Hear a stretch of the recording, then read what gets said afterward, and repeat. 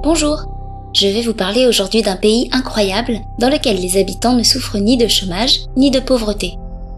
Il y a encore à peine 40 ans, on le décrivait comme étant parmi les pays les plus en retard et misérables du monde. Aujourd'hui, il fait partie des pays où l'on se sent le plus en sécurité. Le vol n'existe quasiment pas, ce qui peut expliquer qu'on ne trouve pas de coffre-fort dans les chambres d'hôtel, alors que c'est en général un équipement très prisé dans la plupart des hôtels de grand standing. Avant de continuer, si vous êtes nouveau sur la chaîne, abonnez-vous et activez la cloche de notification pour ne rater aucune de nos prochaines vidéos. Ce pays a la chance de disposer de plusieurs zones naturelles et climatiques, ce qui lui a valu le surnom de conte de fées de l'Orient. Les citoyens y bénéficient de la gratuité de l'éducation ainsi que des soins médicaux.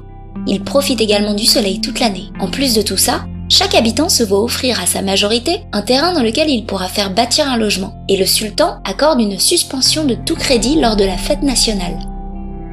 D'autres particularités étonnantes caractérisent ce pays bien à part. Les particuliers ne paient pas d'impôts, l'adultère est puni par la prison, on ne connaît ni chômage ni pauvreté et on bénéficie d'un des meilleurs systèmes de santé qui existent dans le monde. Ce pays, c'est Oman.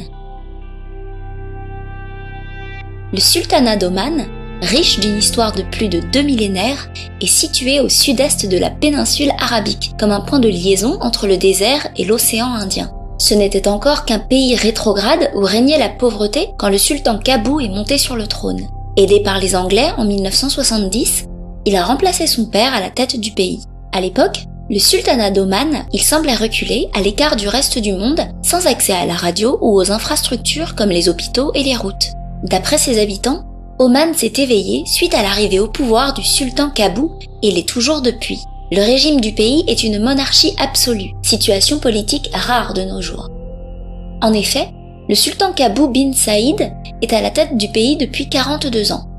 Nombreux sont ses portraits qui décorent la ville et de nombreuses éloges peuvent être entendus provenant des Arabes, ce qui traduit tout l'amour que lui porte son peuple.